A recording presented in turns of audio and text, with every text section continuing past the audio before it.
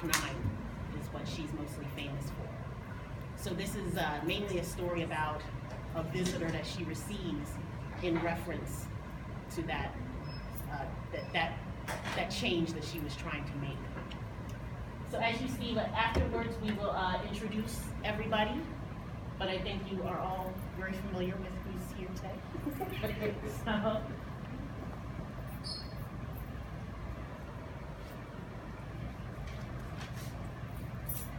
So now we present for you Hour of Decision. Yay! Woohoo! Hour of Decision, a one-act play by Larissa Brewington. The characters are Johnny McFarlane, African-American, maid. Daisy Bates, African-American, activist. Elvira Cobb, Caucasian. The setting is 1957, Little Rock, Arkansas, the home of Daisy Bates, civil rights activist.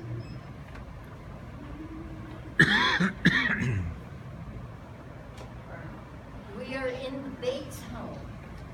The year is 1957. The living room sits center. The couch is modern 1950s design. The living room is off-center. And on the arm, and an armchair sits center. A bookcase sits behind the couch. There are intellectually significant cultural knickknacks neatly placed on the living room table and on the bookshelf, which all seem relevant. Daisy Bates sits at a desk, a coffee cup before her. She has picture frames, a letter holder, and a few books on her desk, mostly organized, neatly organized. Behind her sits another bookcase.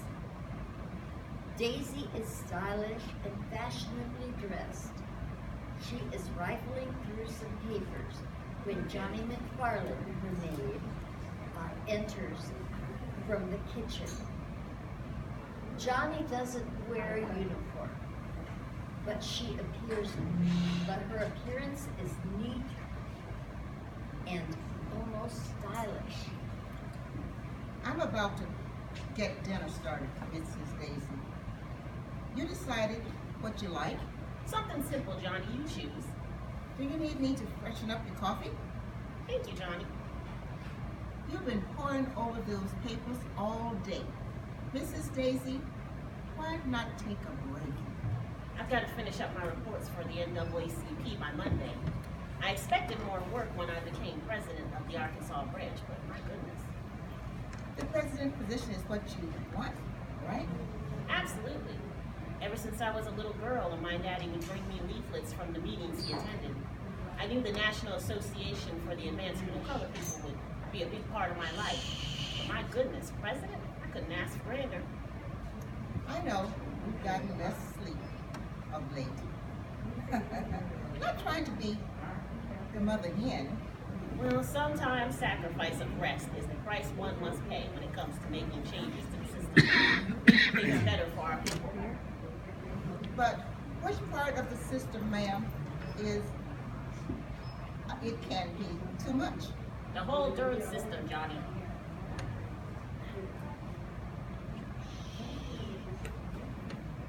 Could you guys quiet down over there?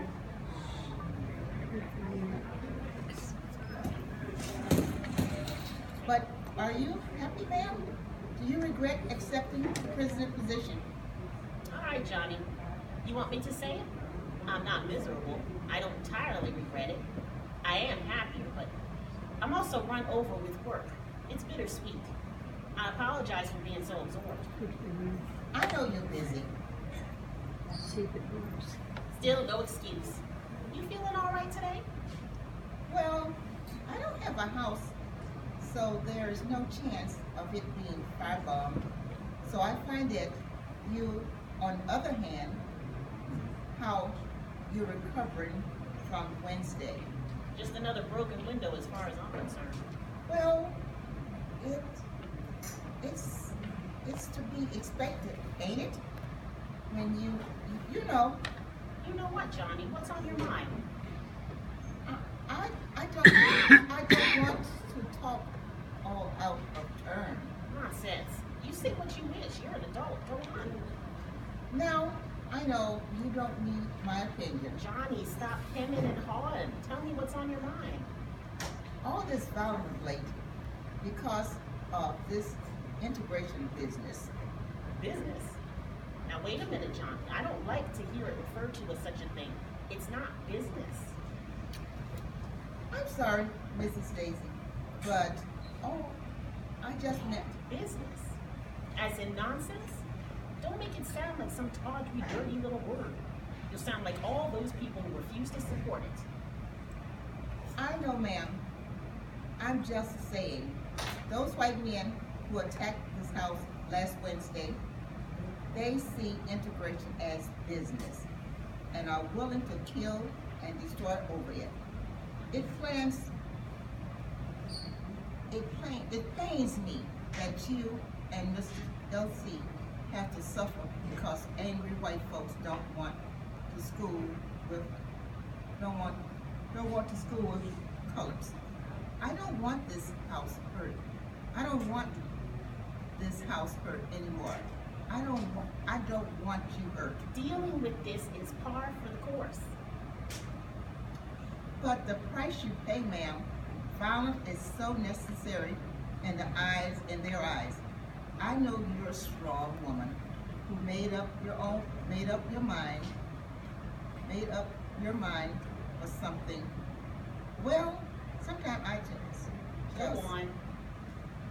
I just wish you think about yourself. Let the system, let the world change its own. The future needs this to happen, Johnny. Our children need this. Our people need this. All this time I thought you trusted me. I trust you with my life. It's why I stay. It's them, the crazies, that I don't trust. And I know you understands that it gets worse. The attacks. You're scared. The attacks, the threats, yeah, I'm scared for you. Since you became president, those hoodlums know you are leading that change. A few busted windows is only a little peek at what they are capable of. I can handle any of it. Lord, I wish you stop saying that. What do you want me to say, Johnny? The school year is starting tomorrow. I want you to say you're scared. You're nervous. I want you to say you won't try to integrate that school. That you won't do this. What good will that do? You wanted me to give up. I'll be resigning to defeat, and I won't do that. I won't give up on these kids and their parents. We've worked too hard. I'm their shoulder to lean on. What would I look like? The war haven't begun, and already you have people burning crosses on the lawn. I'm begging you to say you're gonna change your mind and about all this integration before you end up pulled out on the lawn, strung up with some tree branch. Listen to you. You're afraid. Yellow streaked, falling to your knees afraid. You let them get to you. You let them knock you to the floor like you belong there. Well, I'm not afraid. History has been marked in the days ahead. 9 Negro children will enter Little Rock Central High School tomorrow, September 4th, 1957, if I have to carry them on my back. Now, if you can't handle that, then you know where the door is. Otherwise, you need to keep your opinions to yourself. Not another word, do you hear? Because I won't hear any more of it. Angry Daisy retreats back to her desk. I know. You think I don't. Johnny, I don't have time right now. I'm not like you at all. You're such a determined mind, so smart, so steady. I know you don't like what comes out of my mouth. Most times on political issues, I know you stay silent out of respect. And I know you feel I need to stick with laundry and grocery shopping. Lord, I don't know why you keep me around working. But when you could have just another old. No, Johnny, don't. You don't just work for me and LC anymore. We keep you around because you've become a part of this family. You've been in this house, putting yourself in danger, and never ran. I forgot about that for a moment, and I'm sorry. I shouldn't have disrespected you the way I did just now. You didn't deserve it. I was angry, and my temper got away from me. And I ask you to forgive me. I know you're only concerned. I had no right to jump on you like that. You had every right. I should know better. Deep down, I do. I want better for our people, but, ma'am, I am old and tired of it. It's not going to be simple or easy, not for a while. And it works only if we're all thinking and helping together. Mark 3:25. If a house divided against itself, That house cannot stand. I understand. I work on being better, keeping up. I'm sorry about what I said. there's nothing to apologize for. There's a knock at the door. Oh, excuse me. Johnny rushes out, then back in. Miss Daisy? Mrs. Daisy, there's a Miss Elvira Cobb here to see you. What lady? Really?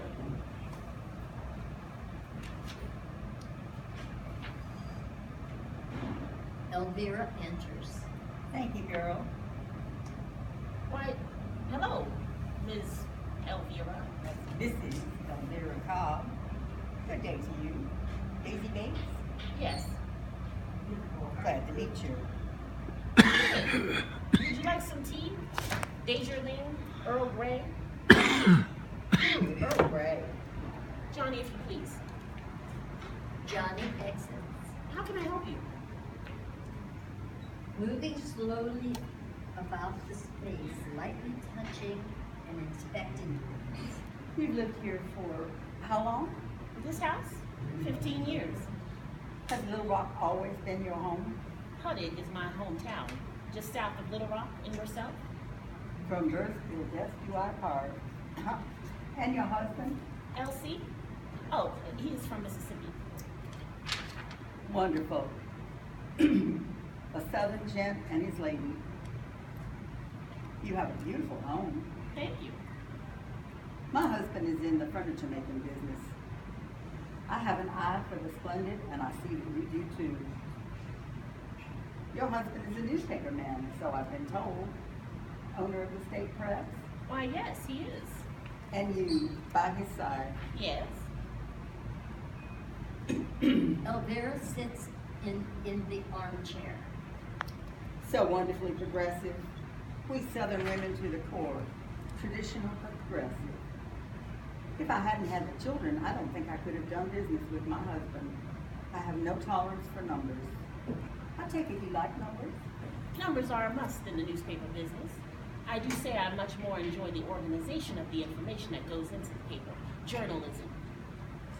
Johnny enters with a tray, which contains a cup, a kettle, sugar container, milk, and a spoon. Elvira lifts her arm and looks and does not even look at Johnny. She snaps her fingers. 2 lumps, please. Johnny pours the tea, hands Elvira her cup and saucer before exiting.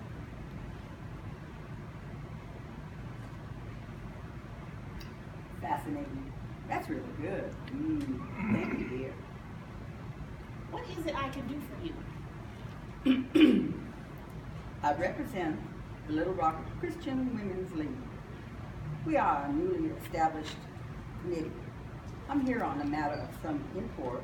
I was hoping you'd have some time to speak. May I call you Daisy, dear? Of course, I got some time.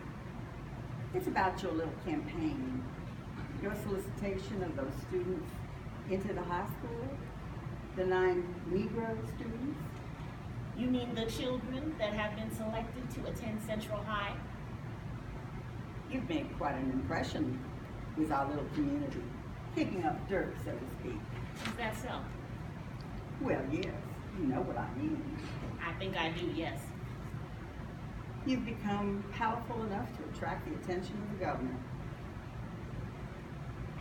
You have the state up in arms, my dear, and of course, the rest of us. The rest of us? Well, first and foremost, the Arkansas state community. The federal government has gone and passed that new law that says schools must be integrated. And here you come, charging forward like a little bull in a field filled with daisies, rushing us into it. These aggressive steps are bold, daring. Thank you. Well, yes, I mean, no. The thing is, Daisy dear, you have to know, as smart as you are, and you are smart, that members of our very warm, very family-oriented, very Christian Southern community would have some concerns. What concerns would there be, Mrs. Elvira? Do you mind if I... First name basis here. Well, Elvira, what concerns could there be? After all, this can't possibly be about the denial of education of children who are the future stars of our very warm, very family-oriented, very Christian Southern community. What denial, Daisy? There is a Negro high school available to those students. Horace Mann High School is a perfectly fine Negro school. Underfunded, understaffed. Yes, but you can hardly say that education is being denied to them. They are being taught, so be grateful for that. Elvira, maintaining 2 educational systems is a lifeless concept. Colored children are made consistently aware that their best interest is a priority. They get the leftovers, subpar books and facilities, and so in conclusion, they receive the constant daily reminder that what they are is substandard. What they are means little to our community, to our country. Now, because they have to work with less, they are less prepared. This means even more limitation to opportunity. Overall, this limited opportunity limits prosperity. Would you agree? I suppose that I could, Now, possibly. despite all that, our children work hard. The application process for the children we selected was extensive. We've evaluated grades over the past 3 years, extracurricular activities, behavior. Oh yes, I understand all that. But listen, I've always thought that if the Negroes are so disappointed in the educational facilities and supplies allotted, they could pay for their own education, stay in their own community. Private education. That's a wonderful idea, Daisy. I'm glad you think so too. That way, you wouldn't need to worry about. So, we carry the expense when it's not necessary, when a public education is our right. Do your children attend private schools? No, they receive a public education. And yet you find it fair that if I had children, I should pay and you should not. Listen to me. The practice of separating whites from coloreds has never been a problem. You know it's tradition. It's worked just fine. Oh, it's been no problem for you because your children have been given without question what they've needed to become productive Americans. Well, the colored children selected to attend Central are just as worthy as the white children there. They have perfect attendance records and non-existent behavioral problems. So, I ask you again, what is there to be concerned about? The concern is forced education and forced integration at Central High School. In 1954, it became the law that educational segregation was unconstitutional. Don't quote history to me, dear. I was there. 3 years later, and much of the United States of America have complied with but yet nothing has changed here in Arkansas. We are segregated in this state as we were before Brown versus Board of Education. Colored children still have to walk a mile to attend colored school instead of the 2 blocks to attend a perfectly fine white school. Tradition here, time is needed to get used to new concepts. You must allow room for adjustment. Slow progress is still progress. You call it tradition. The law calls it illegal. Illegal? Integration is a right. Segregation is not progress. And neither is forcing a society to kneel. That school should be open to everyone. The enforcement of an act which doesn't work for the majority is tyranny, my dear. I don't care how many new laws you make up. Plain and simple. Segregation is blatant institutionalized racism, Elvira.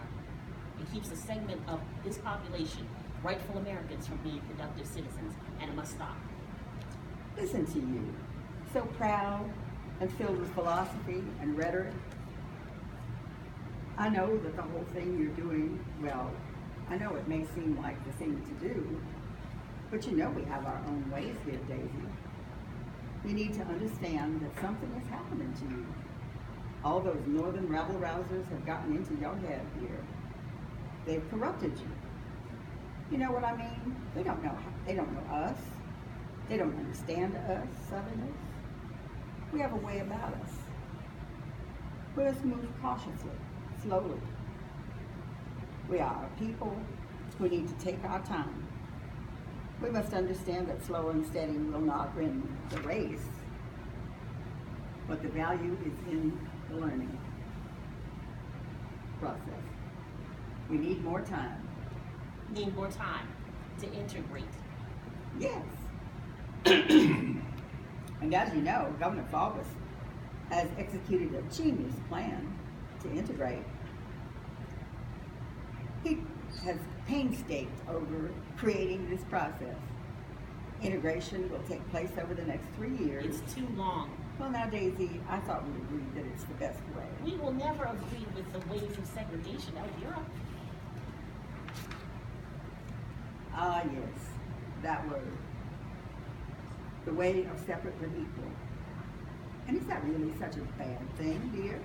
Really? Yes, it is. Really. You may think separate but equal is equal, but I assure you it is not.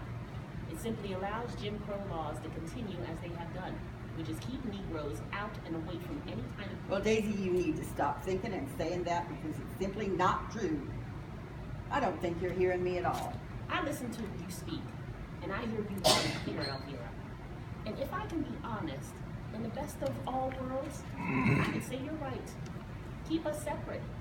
The reason why? I wouldn't ever wish to be tied to a people more concerned with controlling and making sure to keep another people from growing. But imagine if Negroes in your world had the same privileges as whites. Two peoples, but equal opportunity. A powerful nation it would be. Instead of living in a place designed to make us feel like, be like, act like, submit to subservience. We are expected to live with less. Can you tell me it's true belief at your core that this is fair? Let's be honest here. You need to stop being so naive. This is the way of the world. The way of the world? Let me explain. Your people, niggers, they were slaves just 100 years ago. Slaves, dear. Now think about that, please. Under a master, under a certain amount of control, discipline. They were as children. I am a descendant of those masters. My forefather cared for your people. This became tradition. What it comes down to is that those laws were enacted to protect your life. How dare you? Now wait a minute. Granted, I hold true to the fact that I had nothing to do with what my great-great-grandfather did. I was simply born white. But the way of the world has always been conquered and plundered. It comes down to the fact that your people lost that battle. They were weaker. Therefore, they are supposed to have less. God deemed it that way. They are not supposed to share the same space and privilege as whites. If they were, they would not have been given servitude status. Does that make sense?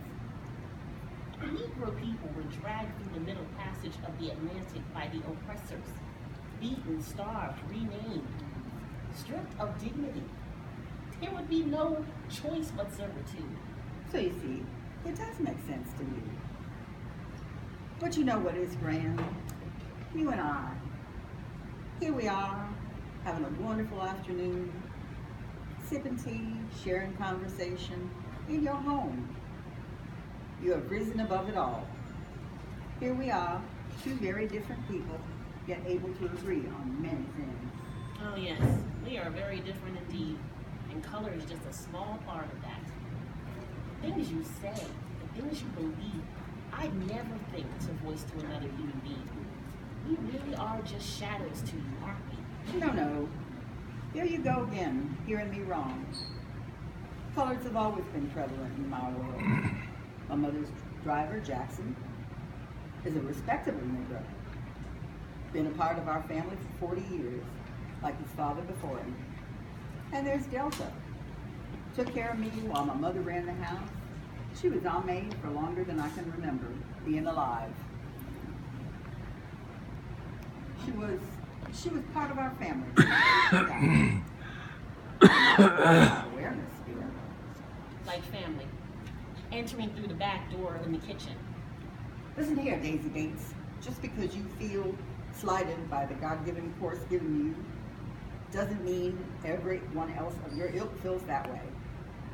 Delta was always kind to everyone she met. That woman never complained once or groused about living life in support of her family. And we were her family.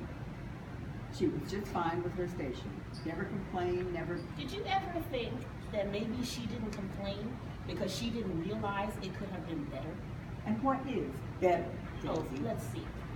Perhaps being able to try on clothing in a store before making a purchase.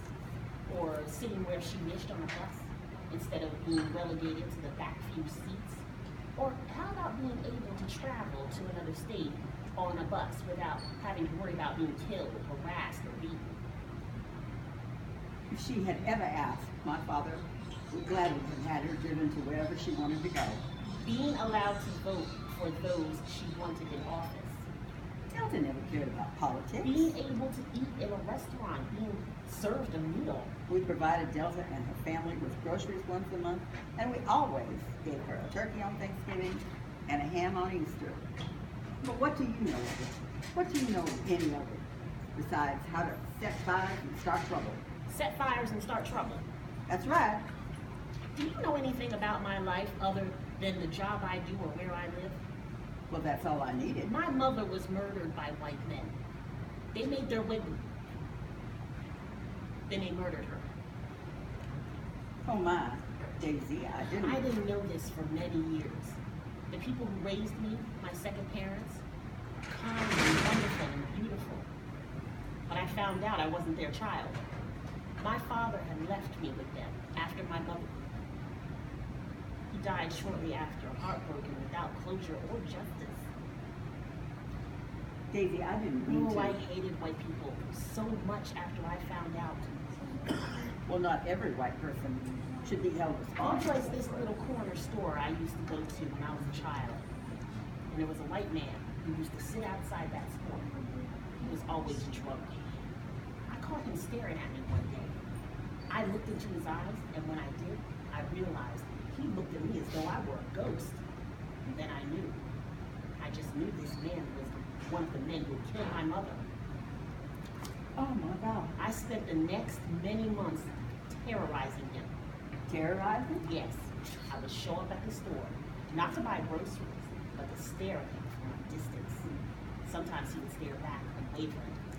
Other times he would look away, and then look back, and then look away again, repeatedly horrified by my presence. One day he screamed out, "Stop staring at me, you little nigger wench."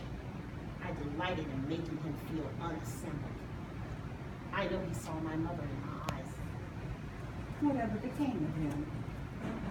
One day I showed up at the store and didn't see him sitting in the chair outside. Turns out someone had found his body bobbing by the edge of the stream a mile away.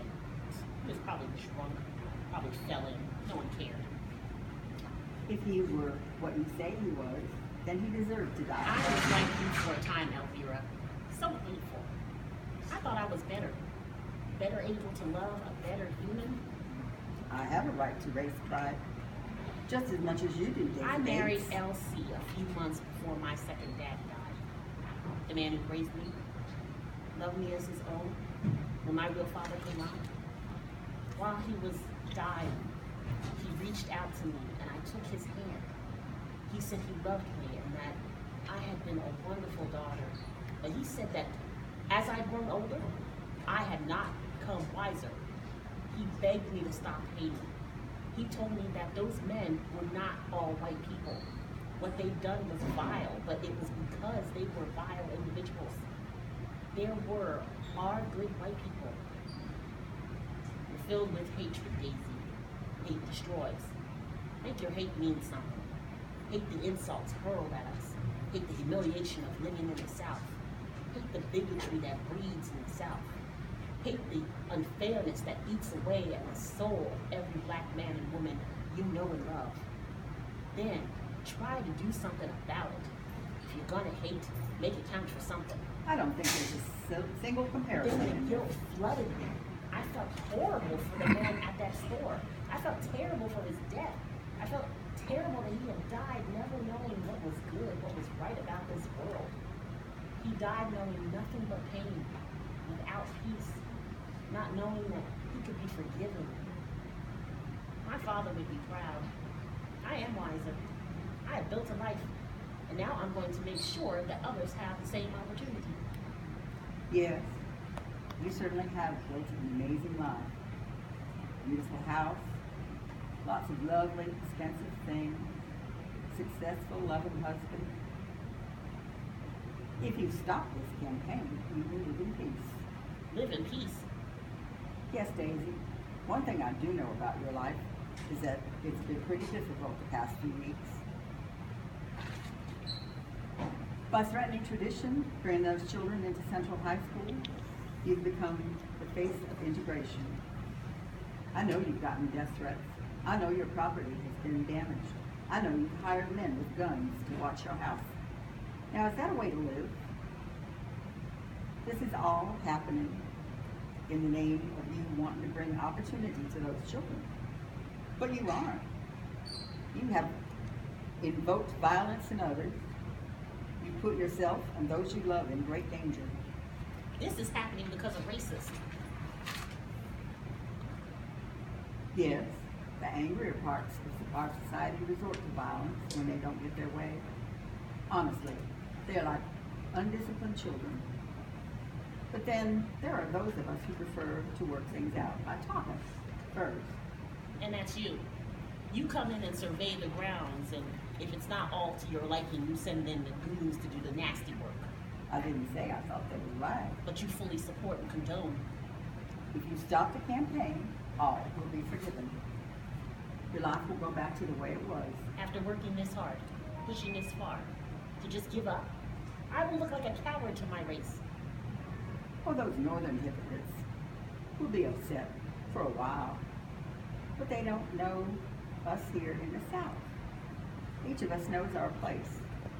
The colored here know their place. Our niggers wouldn't blame you in the least. So, you told me what will happen if I give up. What will happen if I don't? It will be seen to that everything you have, all your lovely things, your newspaper business, your privileged way of life, your home, everything you love and hold close, that you breathe will be destroyed, my dear. Elvira reaches into her purse and pulls out a card. She tries to hand the card to Daisy. Daisy refuses and turns away. Elvira drops the card on Daisy's desk. I will give you until 7 a.m. tomorrow morning to call me. Good day. It was really lovely meeting you. Elvira exits. Daisy sighs. Her shoulders relax. Her face falls as she makes her way to the armchair. She drops down into it and her face tightens to show her frustration. But a steely resolve to not cry. She balls a fist and takes a deep breath. Miss Daisy, I need to buy me, but oh, where did she go? She's gone. What's wrong, Johnny? I had a call over to Aurora's sense. She asked me to watch her son Robbie tomorrow night, and I want to confirm plans. No, ma'am. She gave me some rather unpleasant news. Is everything all right? No one hurt, ma'am. However, the governor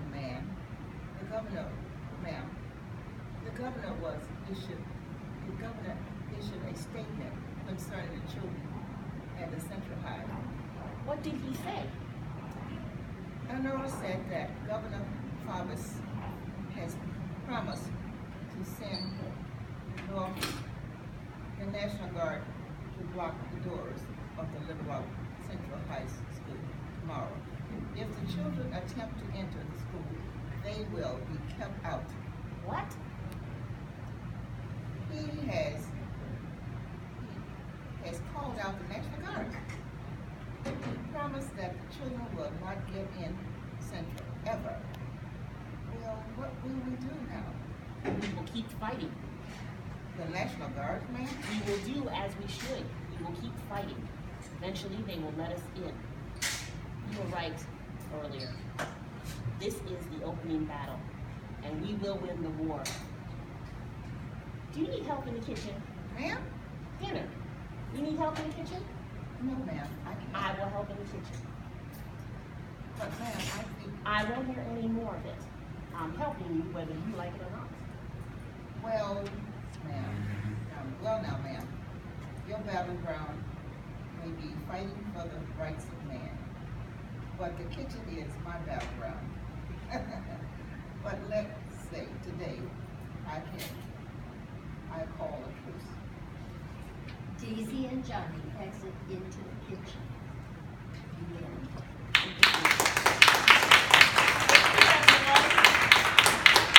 Well, let's go ahead and introduce our cast. Let's start with our narrator. Rosetta Smeltzer, Rebecca Smith-Jones. Larissa. Nancy Gill. Thank you so much. Anybody have any questions? Oh, Nancy, water. What? Water. Yes. So what happened after the situation the next day, do you know? Basically what happened was that 8 of the children were going to head to the school. There was one child that didn't have a telephone, so Daisy wasn't able to call her. But this was 3 So- weeks later. This was what? 3 weeks later. They didn't get in. They didn't get into school the next day. The National Guard blocked No, them. they didn't. That's the story I was telling. So the next day, 8 of the children were heading over to try to get into the school, and they had there were a whole bunch of preachers and pastors trying to help them get in. But they saw the National Guard there, and they didn't try to get in. Well, there was one child that didn't have a telephone, Elizabeth Eckhart, and she went because she thought that she was just supposed to show up. So she was trying to get into the school in all these different doors, and here's the National Guard. Well, a mob showed up. So now you may see there's a picture of Elizabeth Eckhart, and she's walking through this crowd. She's the little black girl with the dark sunglasses. That was the day that happened, and she ended up. There was one of the teacher's wives was in the restaurant, a diner across the street, and the diner was all locked up, and they were banging on the door and trying to put her in there because of this angry mob. You know, it was just her and this huge angry mob. And the restaurant said, no, we're not letting you in. So this lady who was the wife of one of the teachers, she ended up putting Elizabeth on a bus, and Elizabeth was her mother was a school teacher, so Elizabeth was able to go to her mother's school and just, you know, be traumatized. But they didn't get in that day because of the National Guard. We got in 3 weeks later, on the 25th. And it's, huh? What year was this? 1957. Yeah, it's sad how recent it is, how recent it feels. Any other questions? Well, how did, they got in 3 weeks later, how did that happen? It just that it was illegal for them to be doing what they were doing. So the president, you know, turned off the whole National Guard thing, and he had sent out, I think, paratroopers to counter the National Guard. It was just enough. So they ended up getting in, but it was still very dangerous for them. Every one of them had to have, I think they had two guards walking with them through the school. Any other questions? Let's give them another round of applause.